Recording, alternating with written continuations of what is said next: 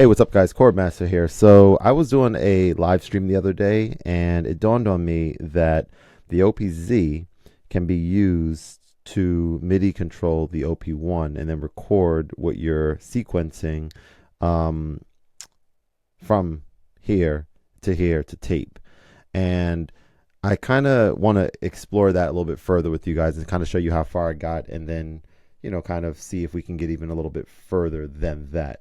Let me do one thing here. I'm going to grab my iPad so that we could, or actually, I have my phone here in my pocket. I'm going to use my phone, and we're going to go to the OPZ app because that's still helpful for me to kind of know what's happening. So I'm going to sit this here. Yeah, there we go. And let's go ahead and do this. So I'm going to power both of these on. As you can see, I have my OB4. Well, you can't really see it, but I have it connected, right? Physically. I was going to try to do like it wirelessly. Maybe I'll say that for another video, using like the radio FM transmitter.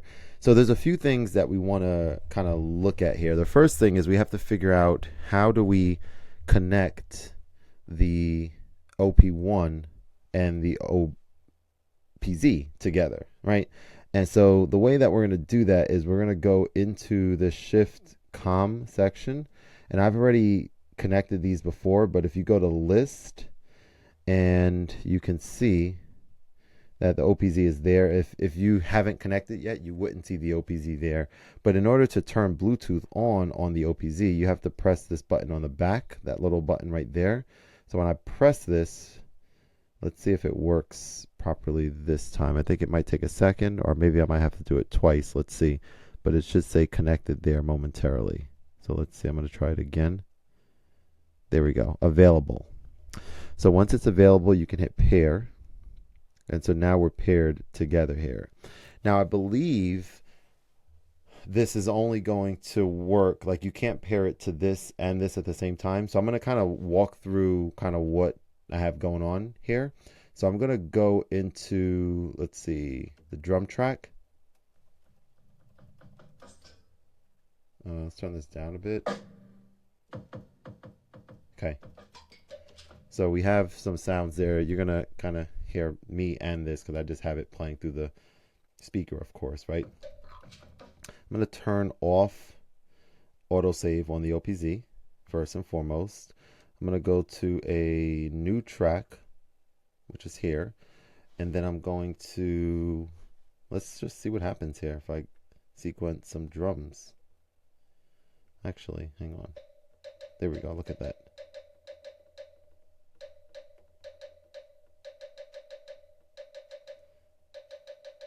Okay, so that's triggering something there.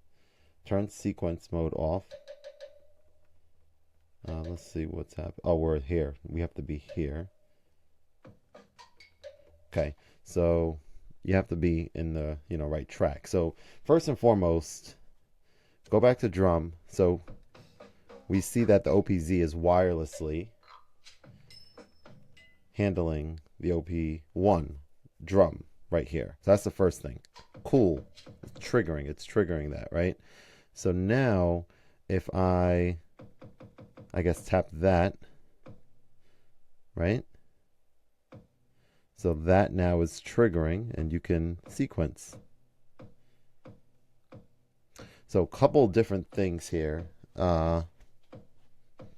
While this is going, I may just sequence my kicks there. Then I can go to the snare track. So whatever you hit last is whatever you hit last is what's going to be sequenced. So I have all of these going to here's like the idea here.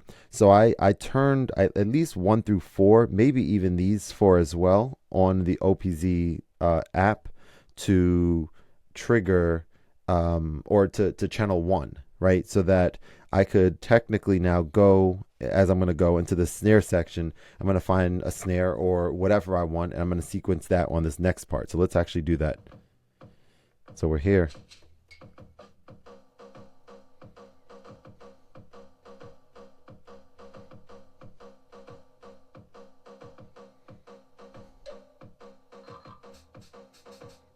So I have that going there. Now I'm going to keep going. Let's go to the next section, the hi-hats.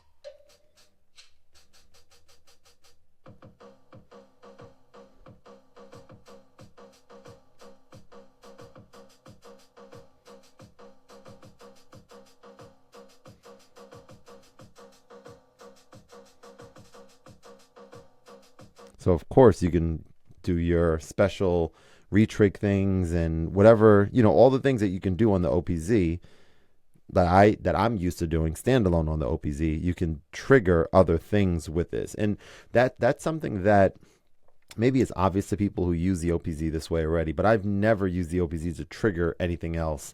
I've only triggered things that were on the OPZ itself. And now, not only being able to do that, but do it wirelessly with the OP-1, which frees up the USB-C port here to do other things that I would need that for, is quite remarkable, I must say. So let's keep building.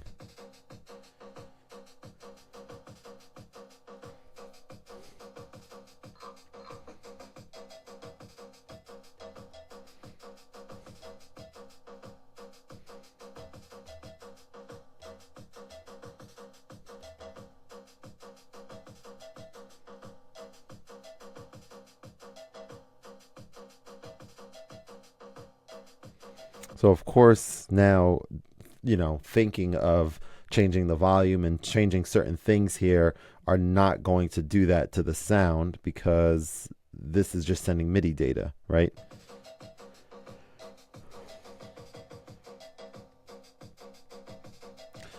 Let's keep going. Let's go to this here.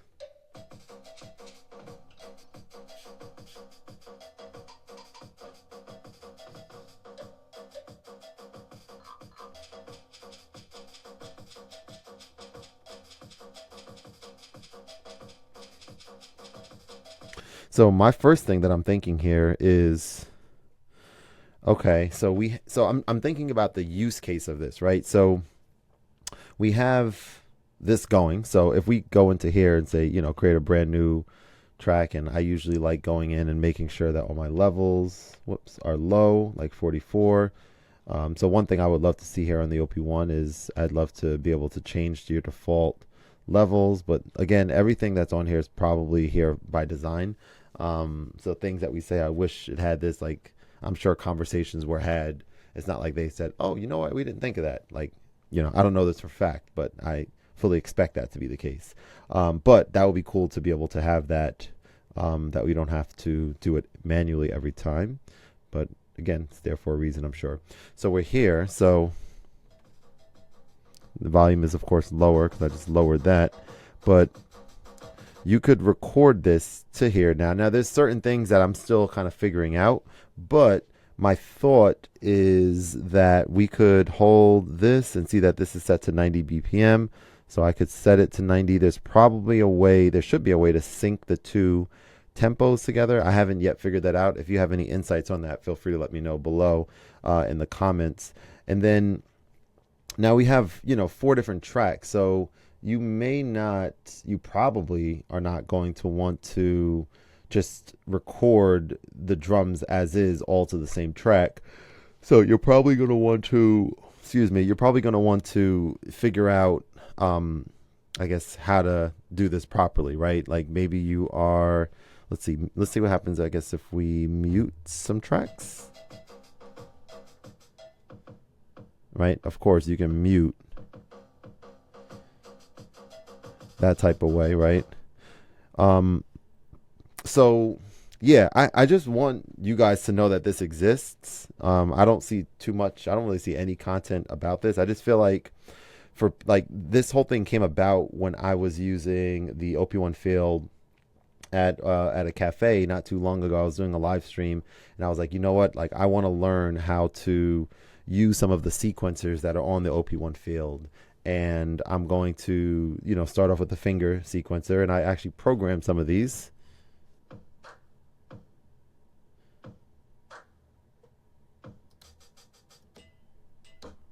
I mean, nothing too exciting. but I programmed them just to kind of learn how to use them. And so for me, as someone who uses the OPZ extensively, like none of the sequencers on the OP-1 field are fun for me to use personally, especially compared to stuff that I can do on here. Like this is fun. It's fun to sequence on the OPZ, and it's smart to sequence here. But for the OP-1 field, I don't really enjoy using the sequencers on it, quite frankly. And nor do I enjoy sort of playing into tape on a keyboard when I'm a piano player. Like I can do it, but I much prefer to use a piano. So it's like, all right, well, what I've been doing a lot lately is I have this OP-1 as a component to my keyboards that I have, right, as a piece of the puzzle, right? So like what I've been having fun with, and I talked about this not too long ago, was like plugging in into the mic in port here and sending my audio from my actual keyboards into this, and that's been an enormous amount of fun to kind of do, to record stuff on my piano or my Yamaha Montage that I'm using now into here, and then recording it to tape and then kind of manipulating it further. So it's a never-ending journey. But what I wanted to kind of share, just for the sake of this video, to kind of button it up for now, is the fact that this does exist. One other thing, I'm going to turn this off and this off, and I'm going to just kind of show you really quick what I had to do in the MIDI settings here, which I am not nearly as comfortable enough to do on the device itself. I kind of need the app still, because I don't really do MIDI, as we talked about earlier. I don't do too much with MIDI settings and stuff on the Z, but I have figured out enough to know that, man, I'm a little tired. I'm gonna go to bed soon. I want to wake up early tomorrow. I have piano lessons on Tuesdays, and today, this is Monday night. I'm recording this, so I usually like making sure that I get up early to do a little bit of practice and stuff on the piano. So I want to get to bed soon. But take a look here, and we can see that the kick track is on channel 1. The snare track is on channel 1. And I put these on channel 1 so that they can all be... And there's probably a way to... There's probably a different way to do this, right? There might be... I don't know how MIDI channels correspond to tracks, if at all, on here. And I don't think that they do. I'm not sure. You know, again, you can let me know in the comments if you have some insights on that. But my thought here is that I wanted all these tracks to be able to trigger whatever I have that I'm doing on the OP-1 at the moment. And so I put all of the drum tracks to channel 1. And then I didn't do anything to these tracks here, right? But technically, you would be able to sequence audio as well on here. And it's just worth exploring. So let me know if you guys have any questions about this, and I'll be happy to talk about it further. I think in the next video, what I want to kind of do, I have it sitting right next to me, so I'm going to kind of bring it into frame here. But I did some stuff with this in a video a while ago, and people tend to, you know, be intrigued with it. And I thought the video did really well. People were really like interested in what I had to say about it.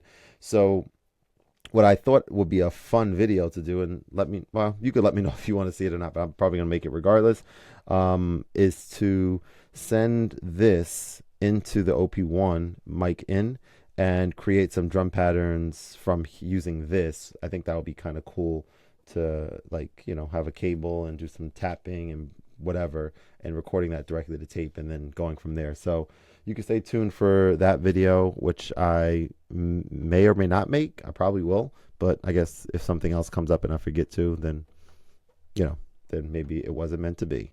But yeah, that's on the radar, and I appreciate you guys checking out the channel. Definitely subscribe if you are interested in this type of content. It definitely helps the channel. If you're too hesitant to subscribe for whatever reason, then like the video if you enjoyed it. That also helps the channel, I think. I don't know. Last but not least, I just want to say thank you for watching, and I hope you have a great rest of your day, and I'll see you guys on the next one. All right, take care.